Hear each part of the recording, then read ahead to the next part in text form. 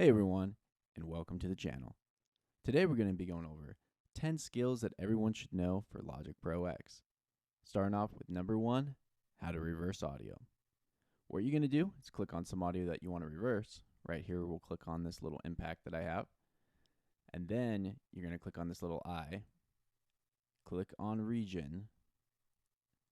And a lot of times this more is up here like this. You're going to click on more and then click on reverse. And you're going to see the audio jumps back and forth depending if it's checked or not. And that is how you reverse audio. Number 2, how to export as an MP3. So what you're going to do to export as an MP3 is you're going to, first of all, I'm going to zoom out so it's a little easier to work with. And you're going to make sure this little thing up here is highlighted to where you want your song to be exported. So I'm going to set it right here to the end of measure 8. And then what you're going to do, make sure this is highlighted. You're going to go up to File, and instead of going to Export, you're actually going to go to Bounce. So go to Bounce, and then do Project or Section. Click on that, and then make sure MP3 is highlighted right here. Click on OK. Save what you want it to be saved as, and then you can click here and choose where you want it to be saved.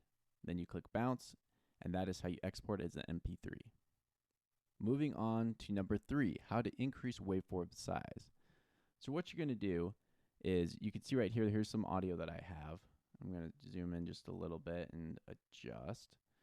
Is you can see that it's, it's an okay size. You could manage this, but if you wanted it to be bigger for whatever reason to work on it, what you can do is you go up to this button right here and you click on it, and you can see it's significantly increased. But let's say you don't want it quite that big. If you click and hold, you can actually adjust with this little slider right here how big you want the audio to go to. So wherever you leave this little slider at, it's where it's going to jump to when you click the button. So this is without it at all, and click that button, that's where we have it adjusted to. So that is how you increase the waveform size to work with. Number 4, how to change tempo. So what you're going to do, there's a few different ways you can change tempo, but one of the ways is you can click up here and then you can type in what you want the tempo to be. Another way is there's this little down arrow that you click on, and you can see right here there's tempo. If you move right here, you can see that it's at 120 it starts, and then it jumps down to 100, back up to 124, and then sits at 120. If you want to change this throughout the song, you can click these little dots throughout the line here, and you can adjust it wherever you would like it to be. So let's say I want it to be 140. You can see it jumps from 96 all the way to 140 there. And you can do it for just one measure, a few measures, whatever you need. That's a good way to change the tempo for your song. All right, number 5, how to make the metronome louder. So what you're going to do is go up here to record, then click on metronome settings. After you clicked on that, you go down below here and you can see tone and volume. So you can change the tone and what the metronome sounds like if you'd like. But then you can also change how loud you want the metronome. By default, I think it's about here. I like to have it about 90 because that works really well for me. So that is how you increase how loud your metronome is and the tone. Number 6, how to use Autotune and Logic Pro X.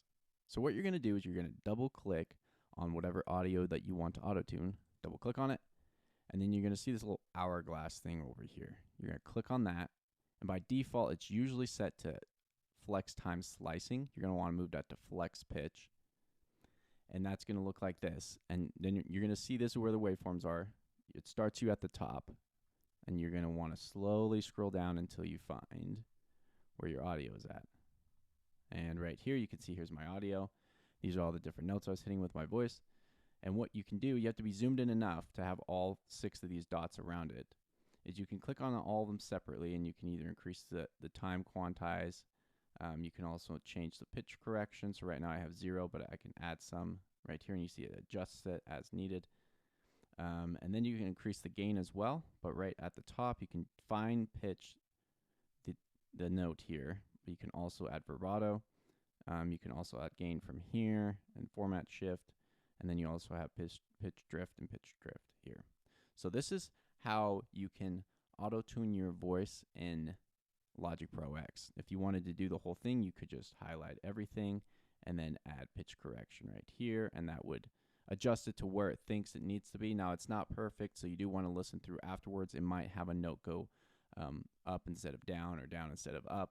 So you do want to check that, but it is a nice tool if you're wanting to use pitch correction or Autotune.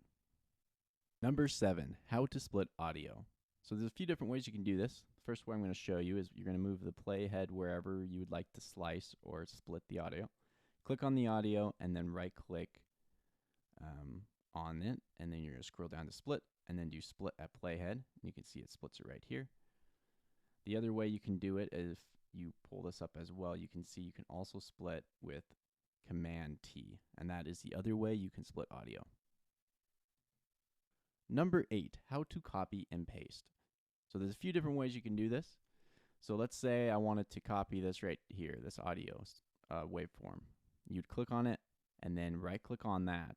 You can see there's copy right here. So the first way to do it is just to use the mouse, but then you can also use Command C to copy.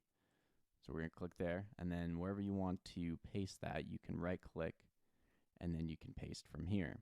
And then you can also use Command V to paste it, and you'd paste it right there. And there you go. You've copied and pasted it. Like I said, those quick keys are a lot better. That's generally how I do it, but let's say maybe you're using a different keyboard or whatever the case may be. It's good to have both options. Number 9, how to change tools. So the quickest way to do this is to go up here. You see where this little arrow is, and you click down on the drop button, and you can see there's multiple tools down here. So the pointer tool is probably what you'll use most of the time, but then the pencil tool is great for entering different MIDI notes and things like that. You can also erase them that way, add text. Scissors is also very helpful if you click here.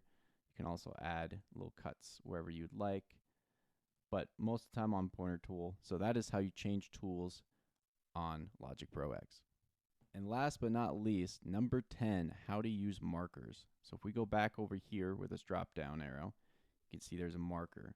Right now we have one right here that's the verse, but let's say we wanted to add one that is the intro. So I can click right here, and you can see I made a marker all the way to my next one. If you double click right on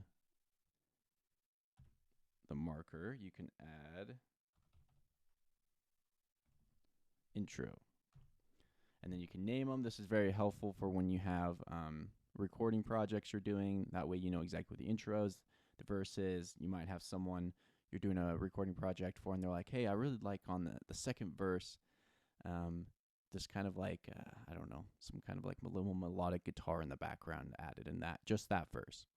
Then you'll know exactly where it's at. It'll be easier to go and kind of maneuver throughout your project. So anyways, those are 10 basic skills that everyone should know in Logic Pro X. If it was helpful or you learned something, please do comment down below and like this video. It really does help me out. And if there's something you'd like me to go more in depth in the future, please do comment that as well in this video. And as always, guys, keep rocking on.